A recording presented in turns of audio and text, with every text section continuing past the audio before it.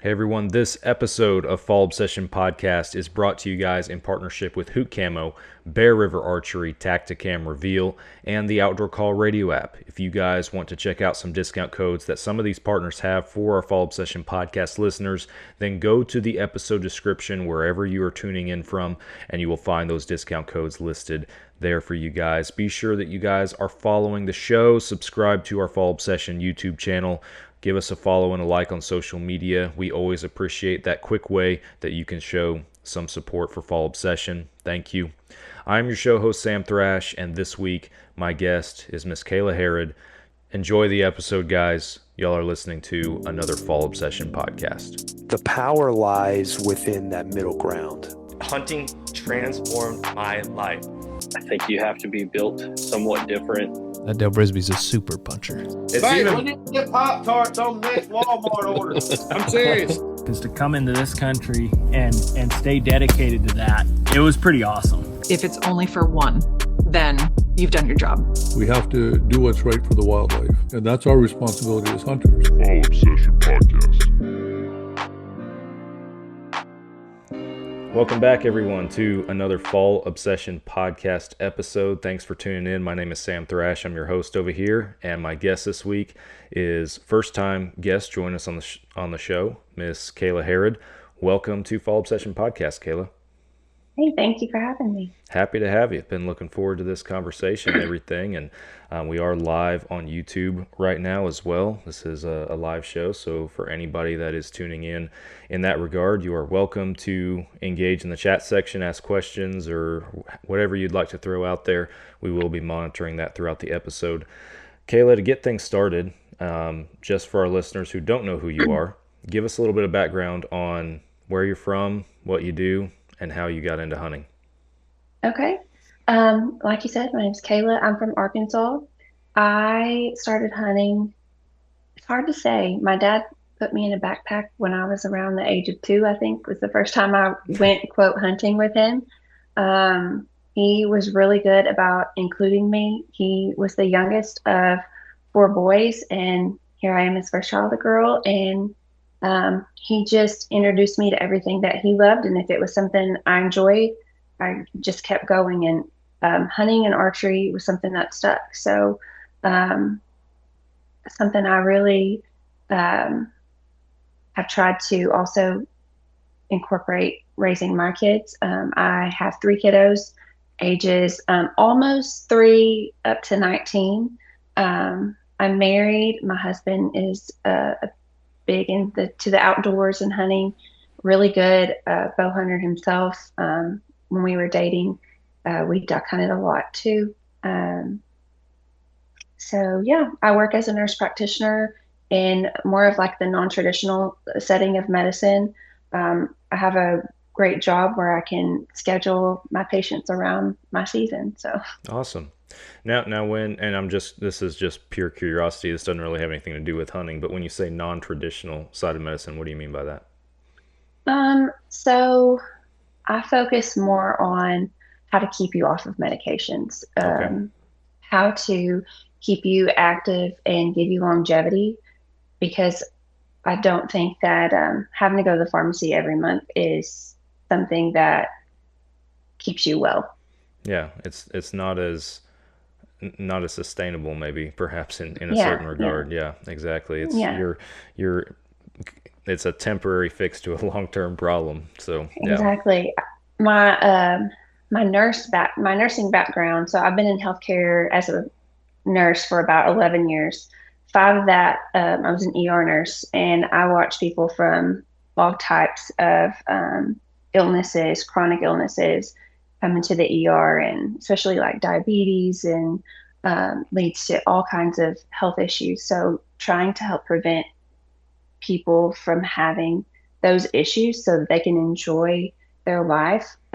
Too many times we're just, you're given a diagnosis and there's no education behind it of how to reverse it, because you don't want to live with that diagnosis forever. Right. Well, that's awesome. You and my wife would probably get along in that regard. That's right up her alley. She's big on all that kind of stuff as well. So very cool.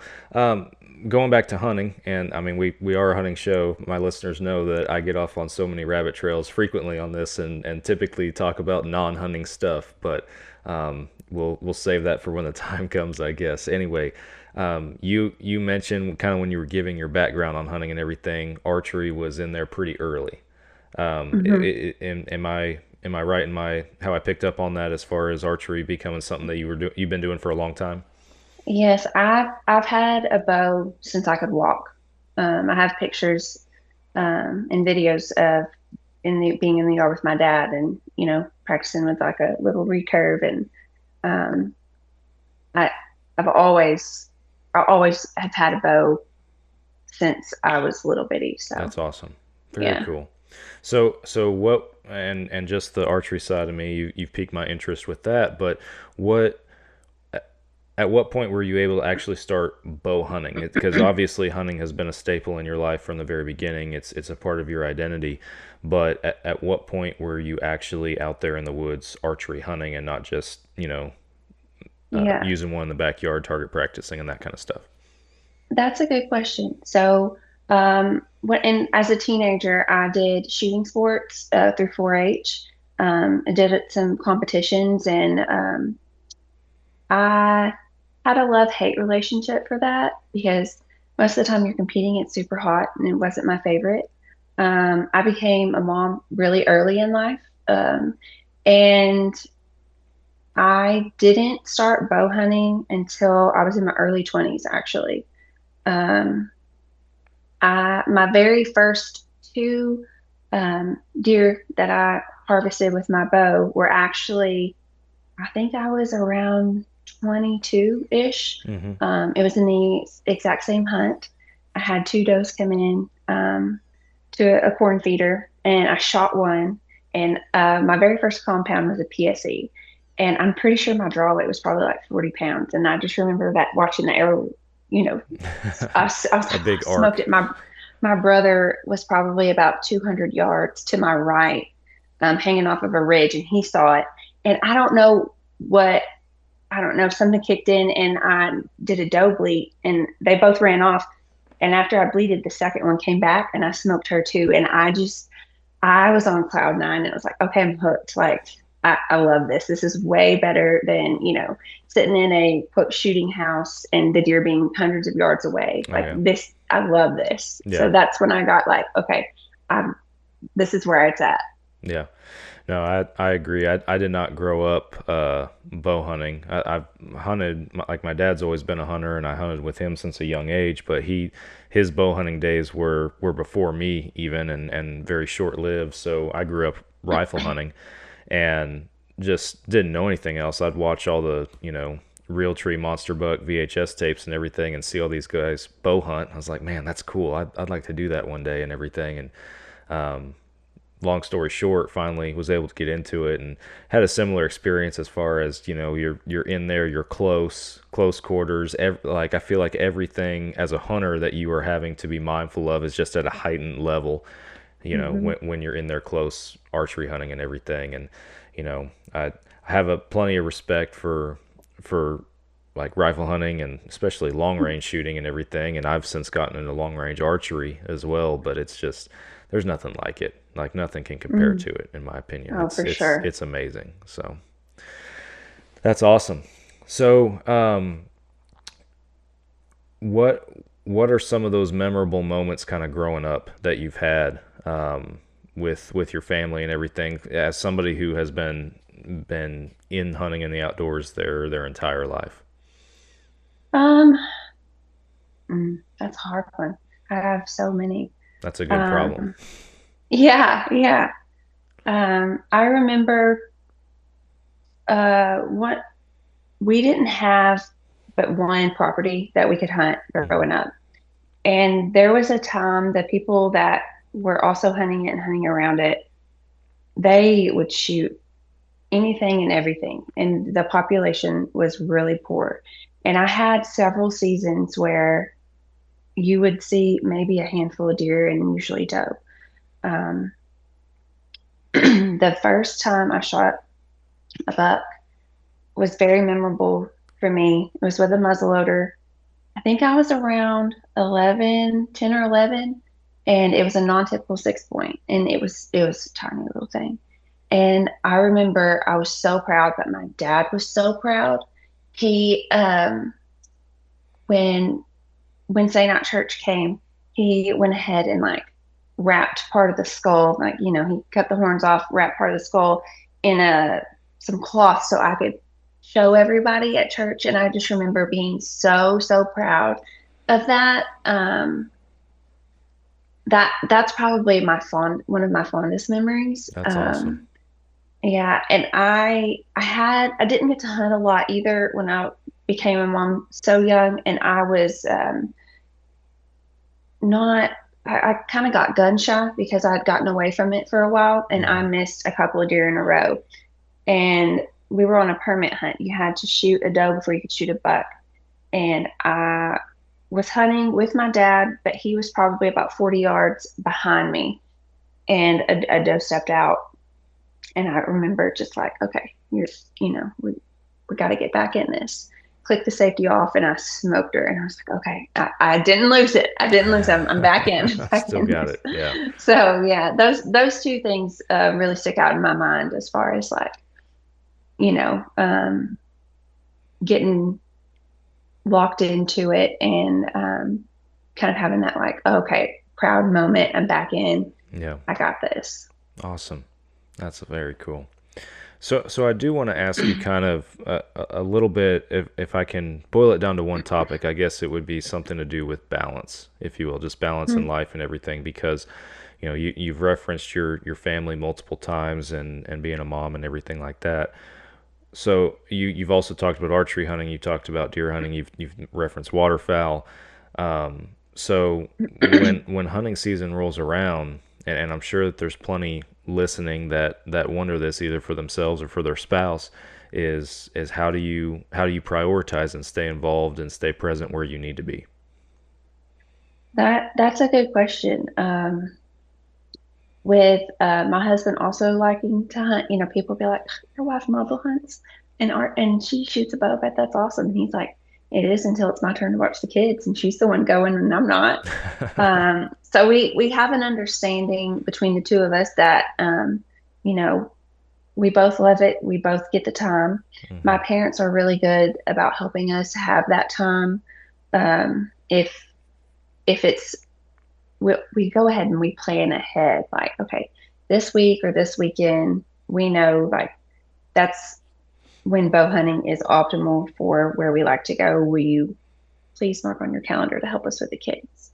I take off ahead of time as far as like work-wise with my patients, because as a healthcare provider, I know you're using your lunch break or your PTO to come and see me, and I want to make sure that you plan ahead of time and I'm not going to cancel on you, last minute. Right. That's kind of something that's different being a nurse versus a nurse practitioner, where someone is coming in and they have an issue and I'm their fix for it. So I make sure that ahead of time, I'm spending time with my kids. When I'm practicing with my bow, I'm outside. My kids are with me. They have a little bow. They get their bow time too. So they know the process. They're not blinded to what's going on as far as, mom is preparing to go hunt. She's putting time and effort into it so that, she can be successful. Yeah, I plan ahead best I can. And thankfully I have a very understanding husband. Yeah, he knew that I was into the outdoors before we were ever dating. And then my parents, them being really close, and then, just being willing to help. Yeah. No, it takes a village sometimes a little bit. And oh yeah, it's also a season in life too, where, because it's only a matter of time before, you'll blink and the little ones will be, they'll be dragging y'all to the woods. Yeah, for sure. And I hope for that. And that's why I try not to make it a negative experience and include them best I can, because I do want them to want to go with mom and dad someday. Yeah. Yeah, absolutely. And I know, I think it was before we actually hit record, we were talking about that kind of while I was getting some settings and stuff ready to go before this episode went live. Is, one of those things where you just have to be intentional to make it a positive experience for the kids. And that's one thing that I've always tried to do, is just I don't want my son to be bored out of his mind going out there or wondering why we never see anything or stuff because I'm trying to hunt a specific deer or hunt a specific way. And that'll come later when he understands that sacrifice and what that really looks like. But I want them to go out there and see deer every hunt. I want them to get to have a positive experience that's engaging and for lack of a better term, entertaining, because that's how they become interested. And then I always, when I have conversations like this, I always use a quote from one of my good friends I've known for many years. His name's Chester Barnes. And he always said, every one of my kids will know how to hunt, but if they don't ever hunt a day in their life, that's up to them. Basically, like he's not going to push them to hunt, but he's going to make sure that they know how, should they want to. So, and I, ever since he told me that, I was like, man, that makes perfect sense. And I think that every parent should apply that. So, Absolutely. With my youngest, he's extremely active. Of all three of my kids, I call him the feral one. Very, always on the move. So for him, whenever I was telling you before we started recording, if I bait, because Arkansas is a bait state, I bait to optimize their experience. I'm hunting basically for them so that they have the best chance to see a deer. Because if they're just sitting out there and they see nothing, of course they're going to be bored and they're not going to have that interest. So I took him a lot to bait, but I don't know if I told you this, I got into trapping last year. Oh, cool. So taking them to check traps, it's active. You don't have to be quiet. They love it. So they would check traps with me a lot because it's something that they can, move around and do, and they can hold it. And yeah, that's cool. Very cool. So, and rabbit trails, here I go. But you brought up Arkansas being a bait state. I'm from Texas. We can also bait down here. But, and correct me if I'm wrong, I've never hunted Arkansas. Do you guys have bears up there? Mm-hmm. So educate me a little bit on, as a deer hunter, and I imagine you might also hunt bears for all I know. You can tell me if so, but as a deer hunter, how does that work, setting up for baiting whitetails when you're also dealing with bears in your woods? So where I am, like behind my house where I have bait, never seen a bear here. Okay. Family property that we have about 40 minutes from here, yes, bear on camera. And I don't know that you can necessarily separate it, because if the bear finds it, they're going to tear it up and get it. Mm-hmm. So I personally, that property, other family hunts, they bait. I did not personally bait for my hunting last year. Last year was my first year mobile hunting. I grew up mostly sitting in, a wooden deer stand looking at a corn feeder. Mm-hmm. And I'm like, okay, this no knock to anyone that does that, because if you don't have, I didn't have the time before to do what I decided to do last year, where I carried a lock on, I carried that XOP Rubicon and some climbing sticks. And I'm like, I'm mobile. I'm mostly going to hunt with my bow.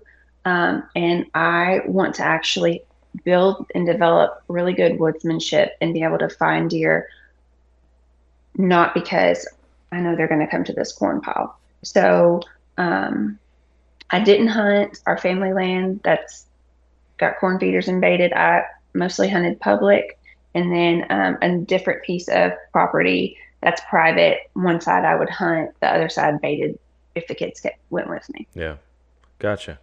There, I have a lot of respect for that, for sure. And I feel like states that can bait, and this is the case down here too, that we get so hung up in just sitting over our stands, sitting over our feeders, that, to your point, I feel like we lose the the art of woodsmanship. I feel like those that hunt out west, those that hunt public land, those are the folks who are far more honed in that area compared to even I would compare it to myself, because that's just, for the longest time, it's what you do. And even now, like I'm trying to figure out where I pivot, because we have a very large property that we hunt. We have feeders, we have stands on it and everything, but it's like, okay, at what point am I pivoting from hunting stands to more of a mobile setup, or hunting more of these trails and stuff, to catch those bucks during the rut and everything, because the big ones aren't going to come in on those feeders unless just in that area there's a doe that they're after or something like that. So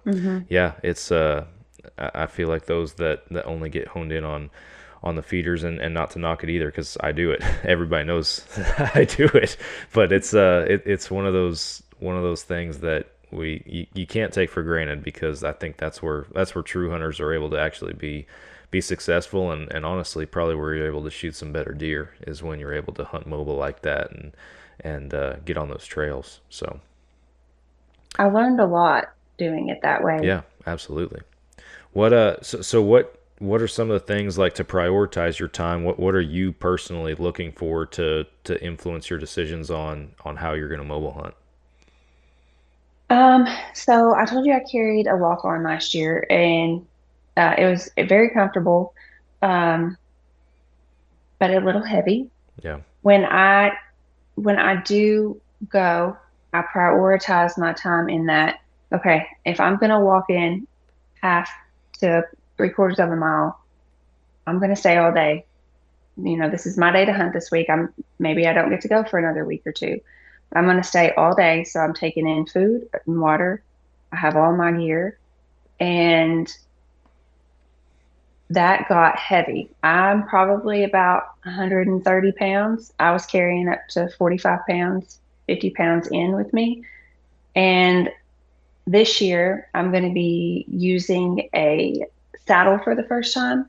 I got one from Timber Ninja, and I think their platform's around 2 pounds, and then their climbing sticks are very lightweight. So my climbing stick weight will be cut in half. My walk on, I think, was a little over 9 pounds, and then with a saddle, that can't be more than 2 or 3 pounds. So I'm cutting out quite a bit of weight there. That is going to make a big difference for me, I think. Making sure I'm in shape so that it's not miserable when I'm going out there and walking great distances and carrying things. I think that's really important for mobile hunting, but then also just safety in general if you're going to be in the woods by yourself. I make sure that I'm very in tune with my bow. It's ready to go. I have all my equipment lined out, because you go out that far and you miss one little thing, you're in trouble. So trying to stay organized. Like right now, my husband and I, we're making sure we have everything in line. I self film my hunt. I started doing that last year, and making sure I have a light pole my husband and my dad installed for me in the backyard, so that I can actually get all my stuff up there and practice. Like, okay, this is where I'm going to hang my backpack. This is where I'm going to hang my bows. This is how my camera's going to be. But then also, again, going back to safety, making sure I'm confident in how I'm using my equipment, right, so that I don't fall and have an injury. Right, exactly. No, that's huge for sure. What when you are going back in there and spending all this time and everything, what kind of have you done, at least in the area you're hunting, a lot of scouting efforts and everything beforehand, so that or are you taking to the woods and you're gonna see what you can find on the way in? So my husband sometimes will drop me just a general pin, because again, it's like, do we want to use our childcare so we're both going to scout, or do we separate it? And I stay with the kids, and he goes and picks out some. He's very good with his woodsmanship and reading the woods, and he's taught me quite a bit. Sometimes it's a matter of like, well, this general area is good, and then I'll go in with a headlamp and try to kind of figure out what I'm around and get set up in the dark. or maybe it's a spot that I've walked by and I pin it myself, based on, it's got good white oak trees and there's a ridge here, figuring out maybe they're bedding over here and this would be a good spot for me.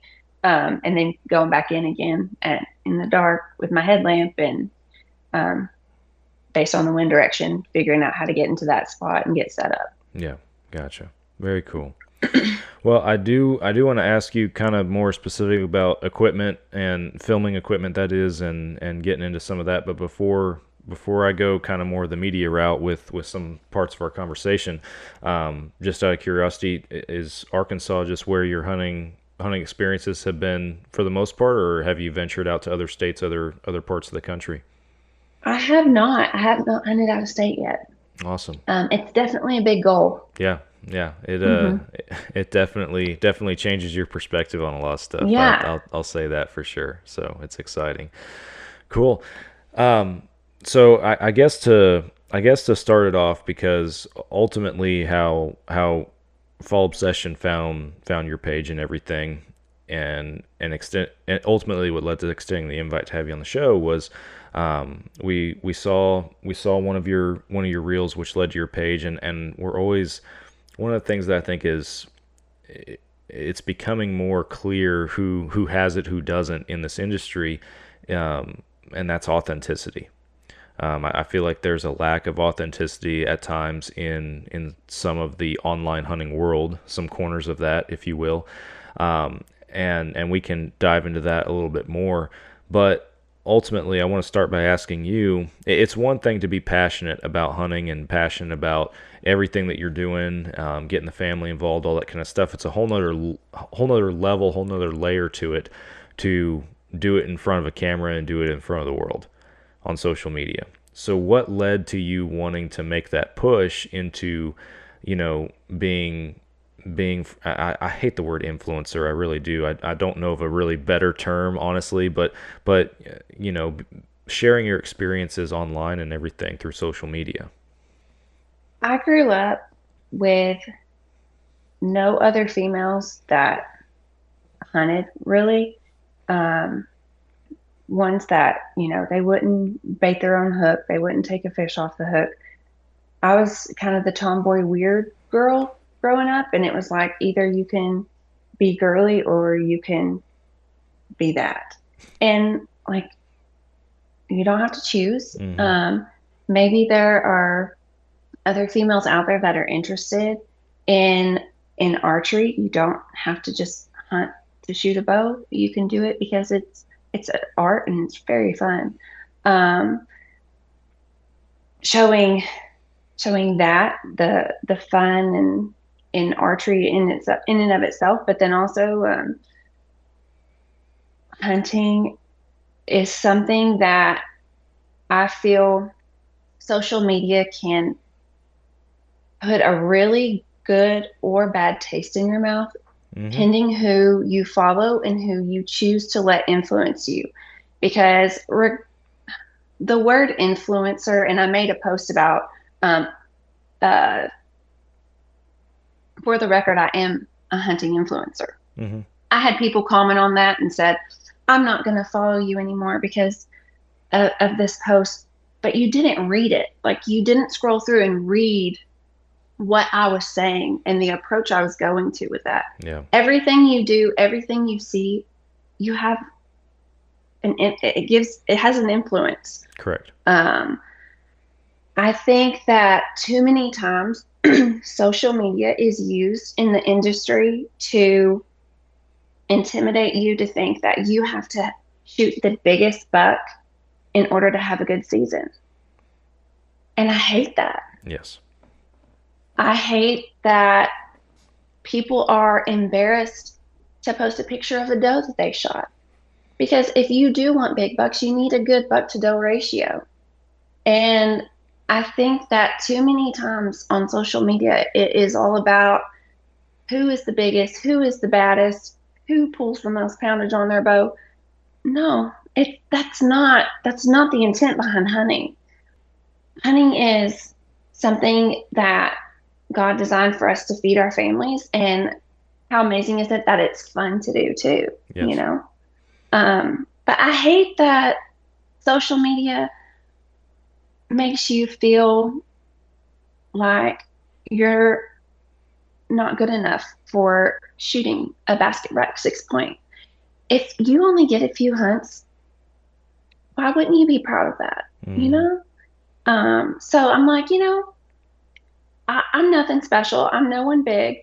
But if I can make someone else feel more confident and get into hunting, not that I'm necessarily trying to be a part of the industry. Yes, I do partner with a few brands currently, but that's not why I do it. I appreciate being able to do that because kids are expensive, and being able to, get a little cut on cost on some things is nice. But I don't want people to think that you have to have like the biggest deer in the woods in order to be proud of what you did, because hunting is hard, and learning to hunt, not everyone starts out, not everyone has my background where they grew up hunting.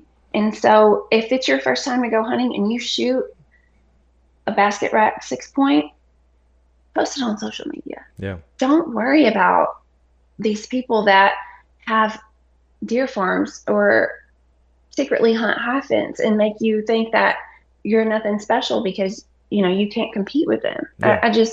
I don't like that part of social media. And so I'm like, my page is going to be about how I hunt. You're not gonna come to my page and be very intimidated, I don't think. Yeah. So. Well, and that's a two-way street too, because it's, we want people to be comfortable sharing their experiences, good, bad, big deer, small deer, on social media. And the flip side of that too is, even, and I don't consider myself a trophy hunter. Don't get me wrong. I like to shoot a big buck, same as the next guy, but I hunt for meat ultimately is what I do. And I try to shoot mature deer. My buck tag normally goes to either mature deer or cull deer every year. That's just what it comes down to and everything. But all is to say, I don't, if I see somebody with a basket rack 6 or a little forky or something like that, I might not know what that person's experience has been like in their life. It might have taken them years to get to the point where they could successfully accomplish that. And you can't knock somebody for doing that. So yeah, everything that you're talking about and everything is exactly what we need more of in the hunting industry. And when we were chatting, as we were setting up this episode, I know that was one thing that kind of got brought up in passing was just, I feel like you're right, everybody is an influencer, but you're also influenced by the circles that you allow to, right? If you go and you follow all the pages out there, all the hunting shows that are killing, 180 plus inch monsters, then guess what your overall and subconsciously what your perception of hunting is going to become. It's going to become this thing. So when that 6 point does pop up in your feed, you're like, oh, look at this guy or look at this girl. So you also, I feel like that's not to say don't follow the big names or the big shows or people who shoot big deer, but you got to there's a balance in it. I think that even just for us, if you're going to be involved in the social media world of hunting, you got to keep yourself grounded in a certain regard too. And that's important. I loved your post where you were doing the Netflix documentary trend, and I think your caption was something about the prepping for a documentary where you're able to kill all these animals on your wall with a 52-pound bow instead of a 90-pound bow, and you got quite a few people came at me, quite a few hot comments in the comment section down there for sure. Yeah. and to speak to that, and people that have been following me for a long time, they laughed it off because they know, for one, I'm not serious, but at the same time, the people that were offended by that, why are you so easily offended? Mm-hmm. What you choose to hunt with and how you hunt, your tag, your way. You just like the okayest hunter. I love that he has that approach to it, Yeah.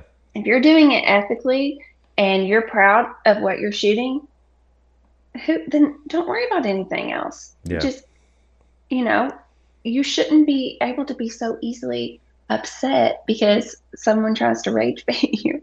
Yeah, exactly. No, and I Mm-hmm. love, you mentioned OKS Hunter. I love what those guys are doing over there and what Eric's Yeah. doing. We had Eric on the show a few episodes ago, actually, and yeah, just he's a good example, I feel like, of somebody who is doing everything the right way, and he's getting to a point now where he has the reach, the following, and the influence comparable to some of these other folks in the industry who are out there shooting big deer. And we need more people like that. We need more people who are going about it the right way and building a strong following and sharing the message, and not changing the way that they think Yes. or they approach things just based off of popularity, basically. The Absolutely. hunting public is another good group of folks that has been influential in just sharing your experiences, just however they may come. And of course those Yeah. guys are able to do it in a very professional, like very well done and attractive way when it comes to the filmography and the production quality and everything, which that's the other part that just kills me is, with social media, attention spans are so short right now that you got Mm-hmm. to be able to capture somebody pretty much immediately with whatever you're putting out there. And if you can't, you're gonna lose them, unfortunately. So Yes. that's what I think, as creators or influencers on social media, constantly fighting that battle, it seems like. So Yeah. And to speak to that, a lot of people are like, well, the trending thing now is girls noodling or, going in and I'm like, oh, okay, I'm not trying to be trending. I'm not yeah, trying to trend. I'm gonna be who I am. I'm being myself. I'm not going to pretend to be something just because it's a trend. For one, I will never stick my arm in a wet hole in a lake and hope something bites it.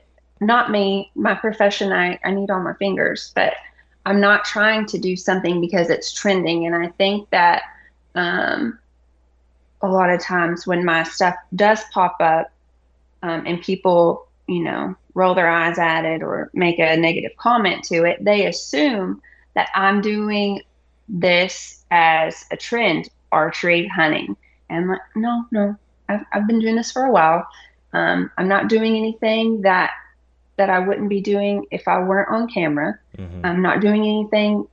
I'm not going to do anything to build a false audience either. Right. Um, One thing you brought up, the hunting public, my husband is big into watching real people on YouTube, and I told him, I want to self film my hunts. This was last year, and he was like, okay, well, you need to watch this show.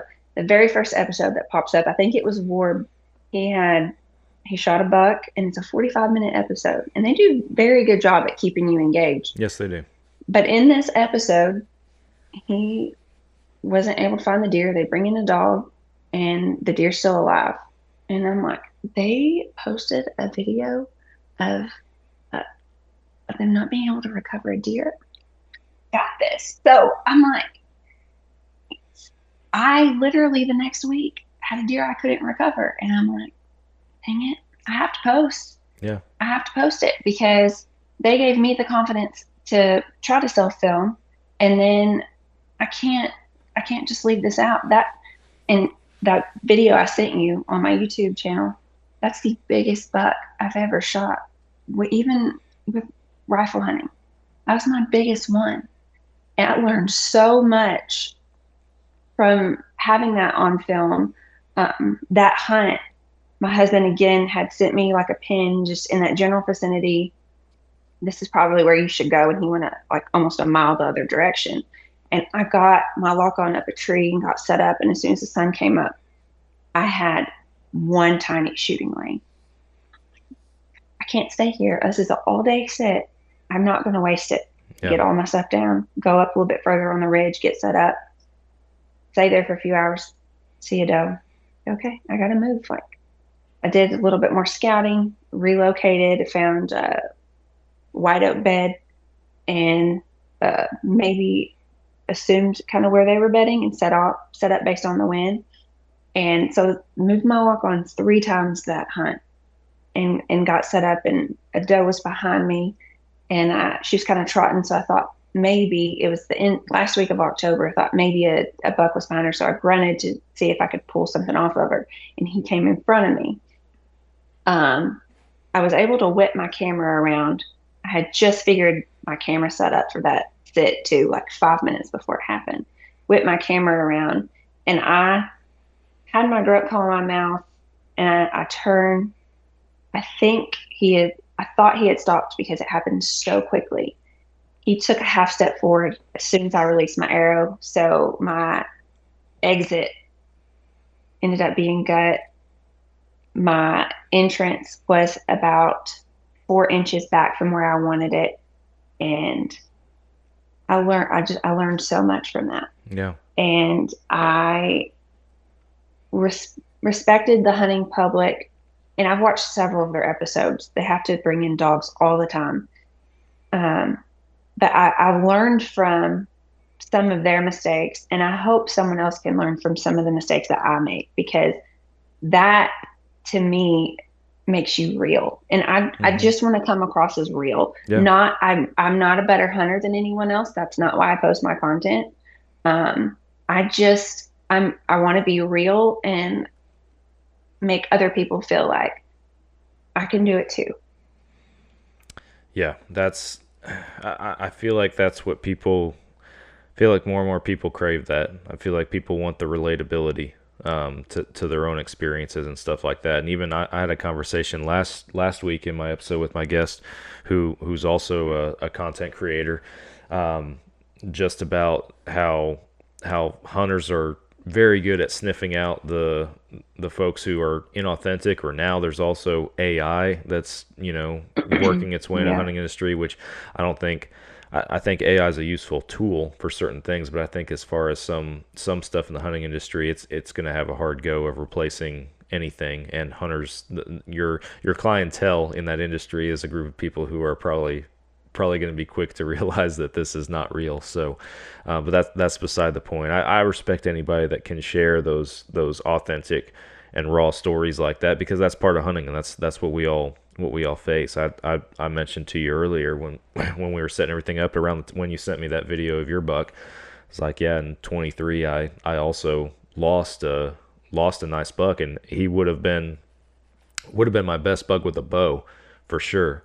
But it was one of those deals, prime rut, and he came into the clearing I was hunting on a doe, and he wasn't staying. He was on the backside, and I drew back, and it was I gave him the old classic textbook mat to get him to stop, and he turns and looks at me, and I didn't have time to range it, and I knew that trail that he was on, that spot, I had ballpark idea what it was.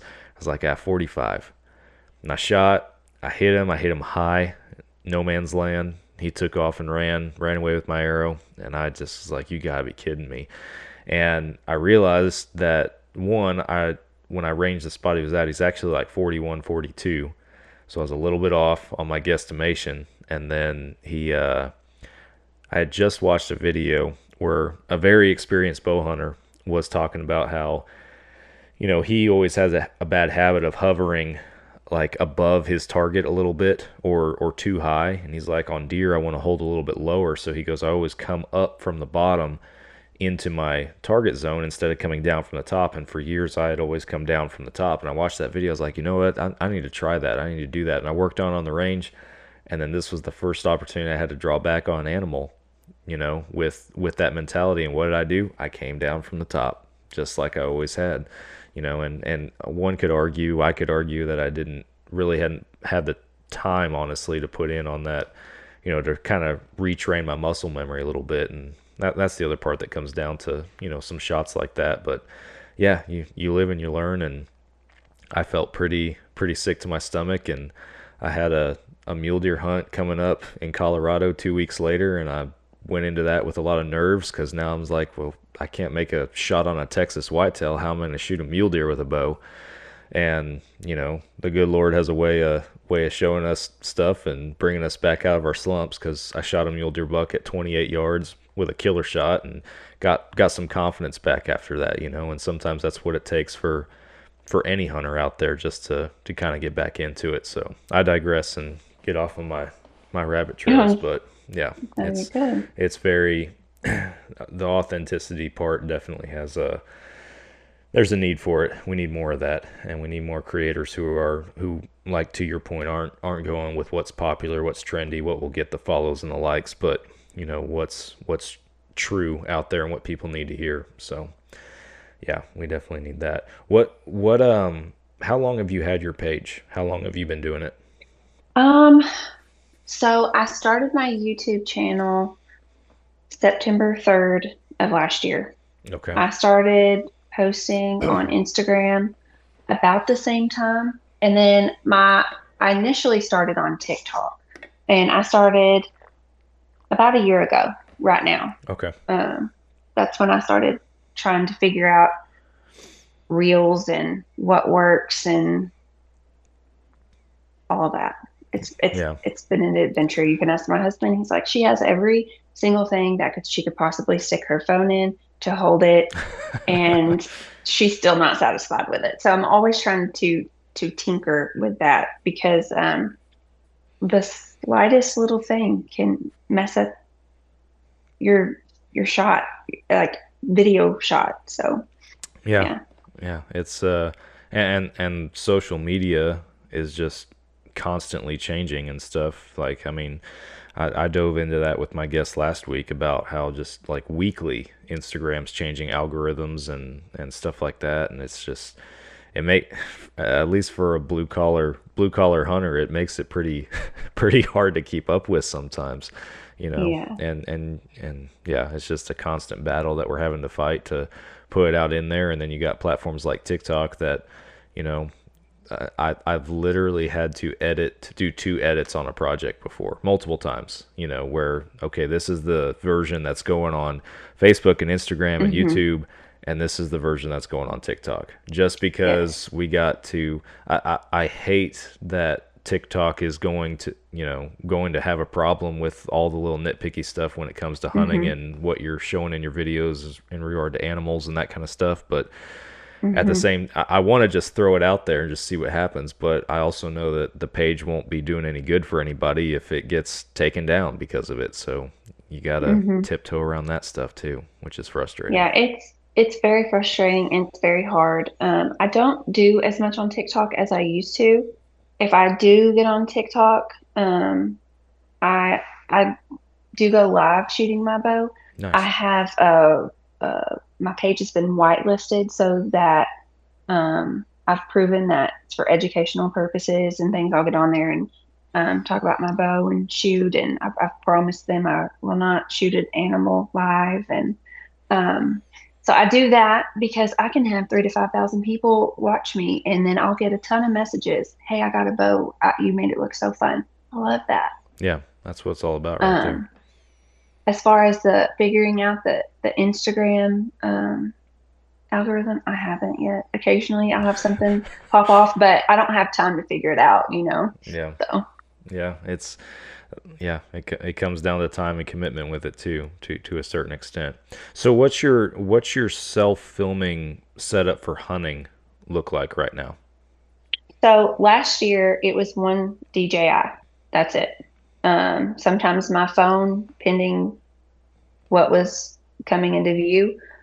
This year I'll have my DJI for like point of view, like I'll just be talking to it. And then I just got a camera arm for, I think it's a Canon. I haven't used it yet. I've got to start practicing with it, but that way I can get that zoom in. It's 4K, and I can actually see deer in the distance. I like the DJI, but it's like you can only zoom once, and it's not the best for actually getting a crisp shot on video, right, or watching a deer walk through the woods and get closer to you. It's just like a one view type of thing.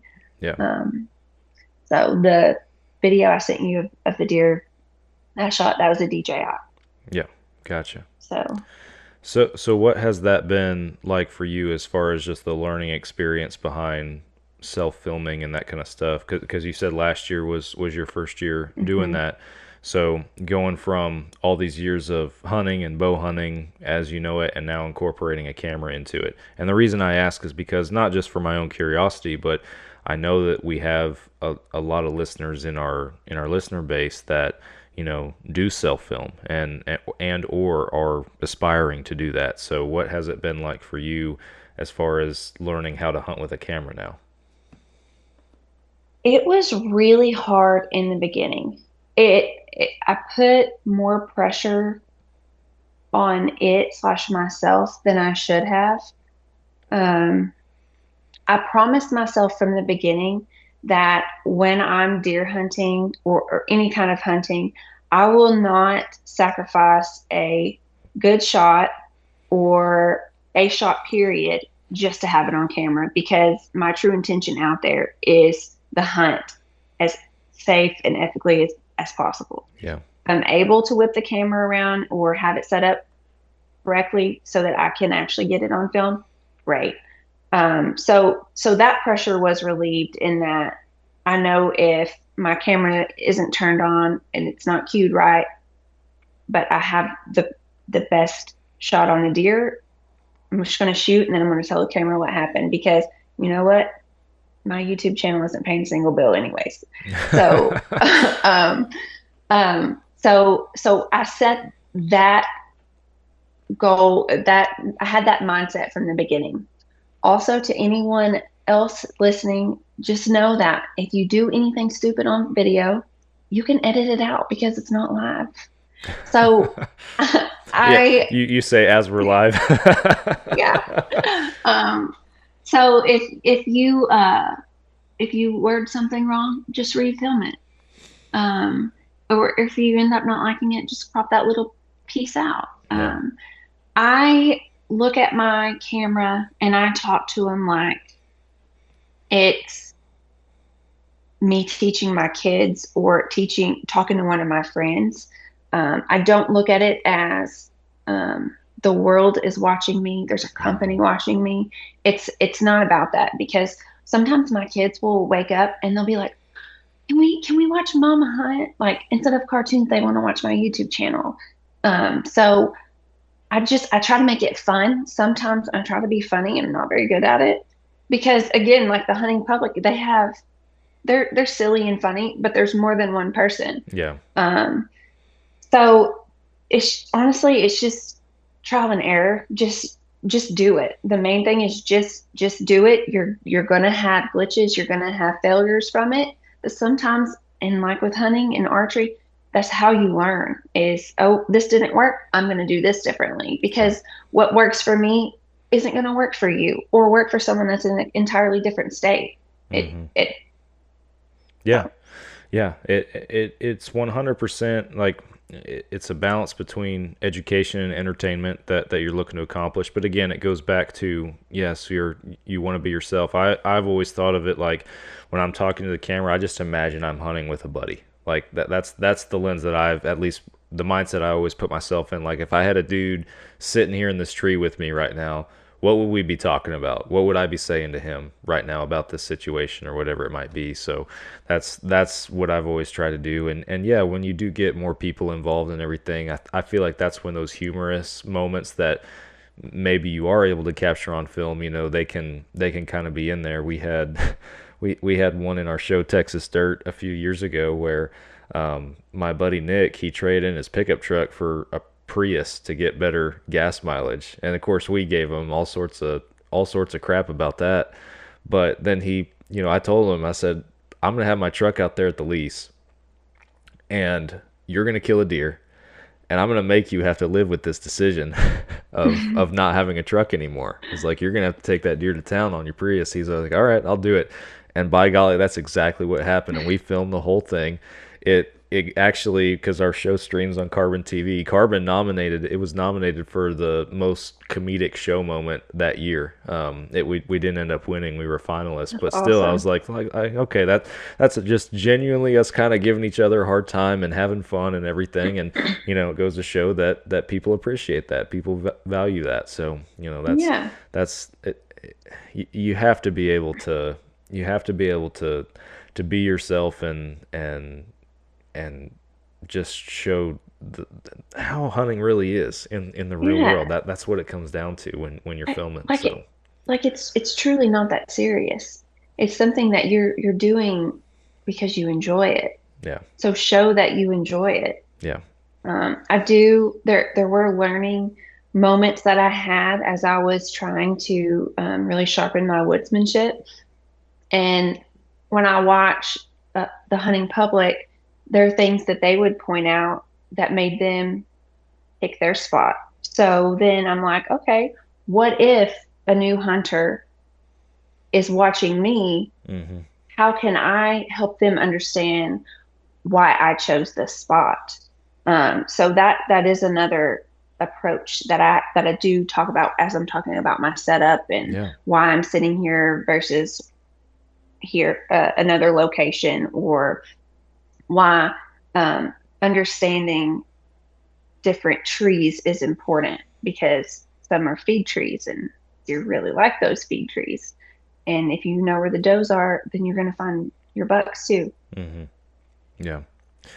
Yeah, I was happy to hear you say that you'll shoot a deer before you worry about the camera shot too, because I am the same way as well. And most of the people I talk to, or that I spend some time with, they share that mentality. I have had one guest on the show, and I mean I'll share her name, Melissa Bachman. She was on the show a while ago, and we were talking because she does it for a living, right, and everything. And she had the opposite mentality, because I asked her that question. She goes, "No, I kind of have to wait for the shot and everything. Like this is my living." And I was like, okay, well that makes sense. I can understand it in that regard, I guess. But man, I've seen those shows. I've seen those shows where the hunter's ready and the cameraman's like, "No, I don't have it, and they let the deer walk, and I'm like, dude, you can't do that. You might never see that deer again. I can't do that. I couldn't stand that, and most people couldn't either. And that, I think that people understand that, like when if the camera suddenly cuts to you blood trailing or down out of your stand, whatever, they understand why. Like everybody watching would probably do the same thing. So so the buck that I shot and didn't find, I got that on camera. My first public land buck that I killed last year, I had my lock on set facing a field, and that afternoon another hunter sat on the ground, like I'm in a tree, clearly climbed it, lock on in it, effort made, and someone sits 50 yards from where I'm sitting, and I'm like, hey, can you move? It's public land. So I text my husband. He's like, do you want me to come over there? No, I don't. Just understand, anything that's legal is going down as soon as it can. And I had my camera to my left, and the buck that I shot came out 15 yards from it. I knew if I risked like reaching over and touching my camera, I'm going to spook that deer. I'm not going to shoot it. And I wanted that deer. So that's what it boiled down to. I hope some people think, you're doing this to try to make it big. No, I'm really not. I hope that there are more doors open, like talking about hunting out of state and having different opportunities and meeting new people. I hope that happens. But I also hope I never am put in a situation where the camera comes before my hunt and why I'm really out there. Yeah. So that kind of segues into a question I did have for you, and I mean you touched on it already right there, but just where you do want to see this thing go, and what your longer term goals with it look like. I wouldn't say that I necessarily have an end goal. I enjoy what I'm doing. I don't want to name drop, but I have communicated with and sort of built somewhat of a relationship with some bigger people that have invited me to have some hunting opportunities, not for deer, but I hope different things like that. Most of the people that I follow, almost all of them, are people that like there are some younger girls that I follow and communicate with, but I want to follow people that I learn from. Um, for example, during turkey season, that was my first time to actually turkey hunt and pursue turkey hunting, and I would listen to people that just straight up get on camera and be like, okay, this is why I would or wouldn't use this sequence. This is where I'm going to go look for birds. This is how I'm going to roost birds, blah, blah, blah. I follow those types of people. I hope someday I can be that for someone else and maybe have a property someday where I can bring them on and hunt with them and teach them. But I wouldn't say that I necessarily have like an end goal where I want to quit my job and travel the world hunting. Like, Right. I don't have that. I don't think that is even realistic. But if I can help people break out of this social media mindset just a little bit of it has to be the biggest, the best, and perfect, then that's really all that I'd be happy with my content. Yeah, if you have I'm of the opinion that if anybody out there doing what you're doing has a positive influence on just somebody, one person, anybody, Yeah. small group of people, then I think that it's been worth it. Whether you're getting somebody into hunting, you're changing somebody's mindset or perspective of hunting, whatever it might look like. Yeah. That's what it's all about, in my opinion. So I keep a tally, and it's so silly. I keep a tally on messages I've gotten where people say, I've been watching you and I got a bow. And that to me, like that's pretty special. yeah, So I like that. And if that's it, then that's fine. yeah, that's awesome. What's your archery setup currently? So I currently am shooting a Matthews Lift RS. I have you could guess a 52-pound draw weight. I think 27-inch. 27-inch draw length. I use a true ball index release. I have Cooley arrows, but I also have the Easton 5.0s. Easton 5.0s is what I've been hunting with. Mm-hmm. I shot a doe, that buck that I couldn't find, and then I shot several squirrels with my bow too last year.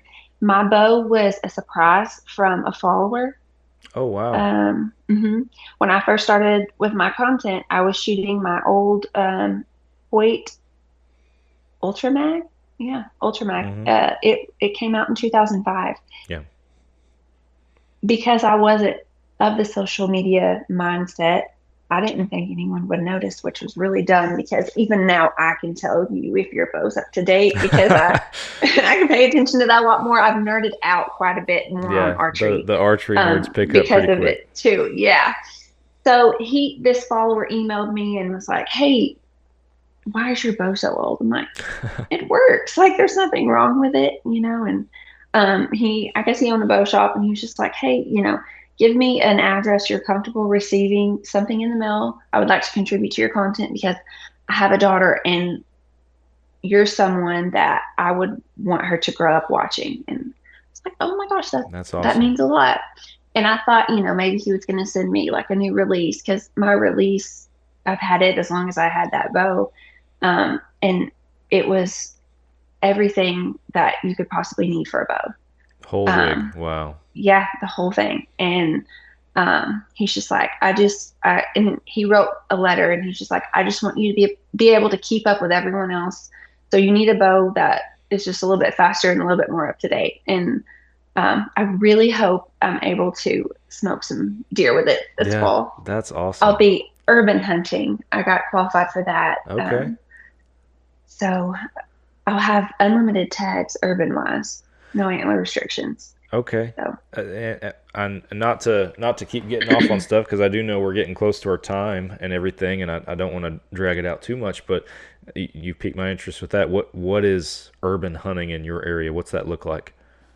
So there are, I believe, 6 cities in Arkansas that are designated that are overpopulated with deer. You know, someone's flower bed keeps getting eaten, and basically you like seek one, you go knock on the door and you say, hey, you get qualified and you're a member of ABA, Arkansas Bowhunters Association. And they, can I sit in your backyard and shoot deer, basically. So there's one spot you don't need permission. It's designated for urban hunters. The rest you need permission from the landowner. Yeah. And you have unlimited tags and no antler restrictions because they want deer out of there so bad. It's really neat because agreeing to urban hunt, you take a course, take a test, you prove that you are good with your weapon, but you also agree to donate your first deer to Hunters for the Hungry. Okay. And they make snack sticks with the meat and feed homeless. And I think 20,000 pounds was donated last year. Wow. And in feeding people. So that's something I'm really proud to be a part of. So yeah, I'm really excited about that. So if a spike walks out, I'm smoking it. I'm not, and I'm gonna post it. And you just get ready for all the rage or all the people in the comments. I don't care. Yeah, the keyboard warriors will fire up. Yeah. That's awesome. No, that'd be a really cool experience. That's awesome. I'm sure that there's more opportunities like that around the country than some folks realize, but that's cool that that's tied to y'all's, state bowhunter association and everything, and they're able to accomplish something like that. That's really neat. Yeah, it is. It really is. Very cool. Last question I have for you, just based on something we've already talked, and then we'll start wrapping this one up. I wanted to ask you, we already talked about kind of the filming side of, what you're getting into and everything right now, those longer form filming your hunts, put on YouTube, but I hadn't asked you about the editing side yet. How's that been for you, and what are you learning there? I'm learning that editing makes such a difference. You don't realize it until you watch someone else's video and you're sitting down with your own footage and it's raw. I've been using CapCut and I'm getting to where I don't like it. It's not as user friendly as I had hoped. So I'm looking for something else for this fall. I like how people are able to pull up a box, add a picture, because sometimes, you are whispering to the camera and maybe you forgot to turn your mic on and you really want to highlight what you're saying because it's really important for whatever's about to happen. So editing, I will say, is probably my biggest hurdle because I don't really have a lot of experience with it until this last year, but then also time-wise with my kids want to sit in my lap and, oh, let me help, or, oh, go back, I want to watch that again. And that gets really difficult. So it's time consuming. Editing already is time consuming, and you throw that in there too, and not that there's anything wrong with that, but it obviously makes it a little bit longer for sure. Editing is something I think that you definitely learn as you go. We've been editing for a long time over here. We're self-taught for the most part, taking a few small classes here and there just to brush up on some stuff. But I think one thing that I love and I hate is that now whenever I watch somebody else's show, I have a habit of watching it through the lens of an editor. And that's a good thing from the standpoint of I'm thinking about what they're doing, how they're using their audio, when they're cutting from one clip to another. I'm cognizant of that, but then I realize that I'm not enjoying the show that I'm watching anymore. I'm not enjoying the hunt that's in front of me. I'm looking at it from a production standpoint. So I think that it just comes down, like, you can learn a lot from watching other people's shows, but sometimes you just gotta consciously take off the producer hat and sit there and just enjoy a hunting show every now and then. So that's my encouragement to anybody who's getting into the editing game, is don't forget to just enjoy watching hunts sometimes. So absolutely. Yeah. That's honestly probably one of the harder parts than actually just filming it itself, because sometimes the hunt, especially if there's a lot of activity, it'll just unfold in front of you. Yeah. it's sitting down and making like you were talking about earlier, catching someone's attention from the beginning, because our minds are so programmed to just scroll, scroll, scroll, Yep. scroll, scroll. So how do you get someone's attention and stop and make them interested? Because sometimes hunting is a lot of sitting and waiting, Yeah. and they maybe can't see what you see, so you're explaining it, and yeah. Yeah. How do you convey exactly what you felt during that hunt, whether it's how much effort went into it, how long you were there, another factor? How do you make the viewer feel that, and at the same time also keep them engaged and interested, right? That's a constant balance and everything. And yeah, definitely takes a lot of patience and time sitting in front of a computer editing it. That's one of my most frustrating things, because I went on an elk hunt a couple years ago, and I was filming the whole thing for everybody, including myself. And I'm like, yeah, this shot's gonna be great for this. Like I'm almost editing it in my mind as I'm on the hunt, and then I sit down. I'm like, oh my gosh, this is overwhelming. I have all this stuff, and I gotta condense it down to a 30-minute film. So yeah. If I have people that do follow my YouTube channel, and they'll message me and they'll be like, you get so excited after you shoot that it's I feel what you feel, because my dad, especially after I shot, my dad was with me when I shot my first turkey. He's like, you can't cry and get that excited. And I'm like, yes, I can, because it's real. I'm not gonna I tried so hard. I jumped into a creek bank up to my rear end in water chasing turkeys, and I finally shot one and got one. Oh, I'm stoked, because I practiced from December through May in my truck driving to work, working on my turkey calling, and I was that excited.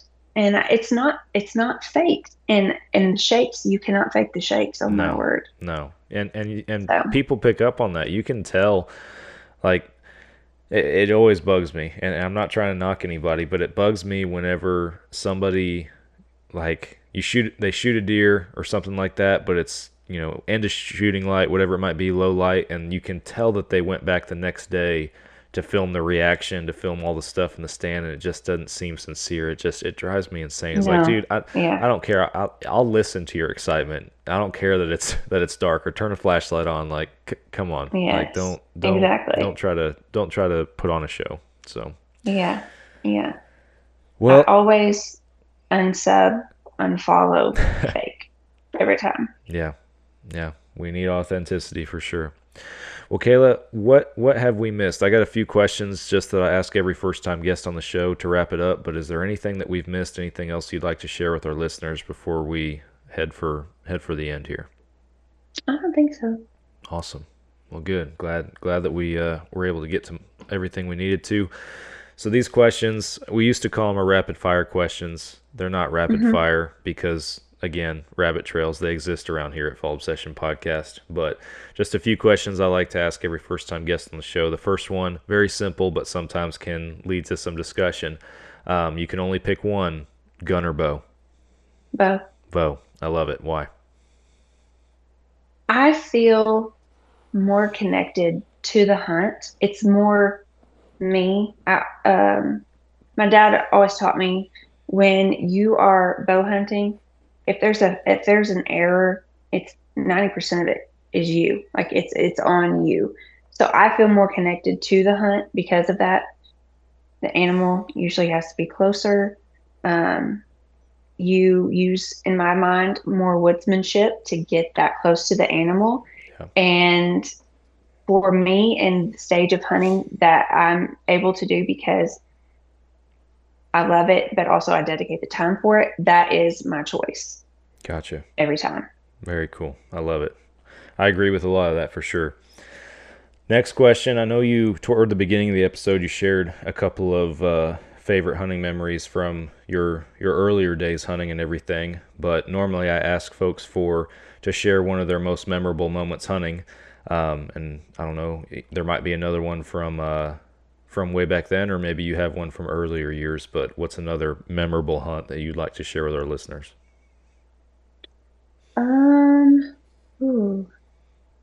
honestly, every deer that I've shot with my bow sticks out in my mind way more than when I've been rifle hunting.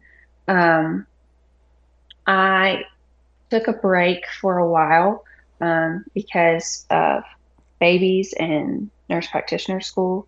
So last year, getting really dedicated back into bow hunting, it's just I shot a small doe, and then even though I didn't end up finding the buck that I shot with my bow, that hunt was very memorable for me. That season was very memorable because the two bucks that I did shoot last year were not baited. They were on public land.